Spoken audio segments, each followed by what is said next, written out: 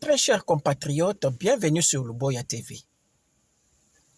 Nous demandons au gouvernement congolais, si vraiment il écoute, d'arrêter immédiatement le monseigneur catholique et les monseigneurs protestants qui sont partis à l'Est pour se voir avec les rebelles. Pour se voir avec les rebelles en vue d'un dialogue. Un dialogue autour de quoi? Eux seuls savent. Pendant qu'eux vont rencontrer les rebelles, soi-disant qu'ils ont part des solutions dans les problèmes, donc c'est comme si cette histoire leur dépasse aussi, ils ne savent pas sur quel pied il faut se dévouer. Et regardez, l'Union européenne vient de reconnaître pour la première fois que la guerre à l'est de la République démocratique du Congo n'a rien d'autre que le pillage des minéraux et l'occupation du sol congolais par Paul Kagame, et que l'Union européenne doit faire arrêter ça avant qu'il soit trop tard. Parce que eux, quand ils sont partis voir les rebelles, c'est dans l'intention de montrer à la face du monde qu'ils sont aussi importants dans cette guerre, mais oubliant que derrière ces gens-là, c'est le Rwanda qui est. Et aujourd'hui, l'Union européenne, dans une séance publique, vient de condamner, mes chers amis, dans une assemblée de 400 membres, 312 ont voté pour les sanctions de Paul Kagame.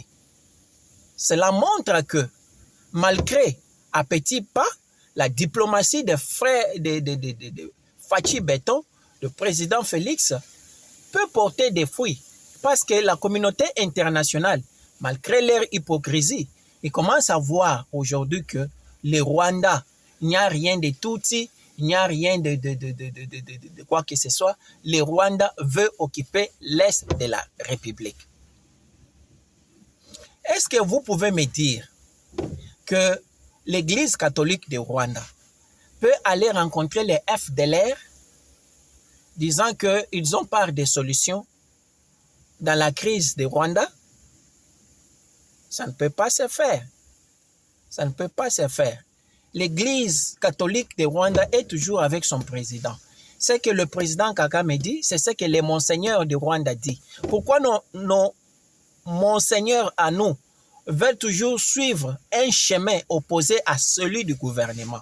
Donc nous demandons au retour de ces hypocrites, parce qu'ils sont démasqués. Les droits de l'homme a condamné le Rwanda. Le Parlement européen a condamné le Rwanda. Vous voyez, la Cour internationale pénale a condamné le Rwanda. Cela montre que tout ce que le président Félix est en train de dire, montrant à la face du monde que le Rwanda est derrière la guerre, c'est la vérité et c'est la pure vérité. Toutes les autres choses-là, des Tutsis qui sont tués, qui sont maltraités au Congo, n'est qu'un échappatoire pour confirmer cette occupation à l'est de la République démocratique du Congo. J'aurais souhaité que la déclaration faite à l'Union européenne, que le gouvernement congolais montre ça aux évêques catholiques et protestants pour leur montrer qu'ils ont failli à leur objectif.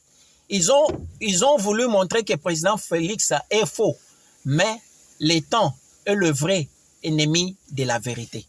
L'Union européenne vient de reconnaître que c'est le Rwanda qui est vraiment derrière. Il n'y a rien de Tutsi, c'est l'occupation de la terre congolaise. Donc nous attendons que le Rwanda, que ces gens soient arrêtés et que cette histoire de dialogue termine. Nous ne voulons pas encore écouter cette histoire de dialogue.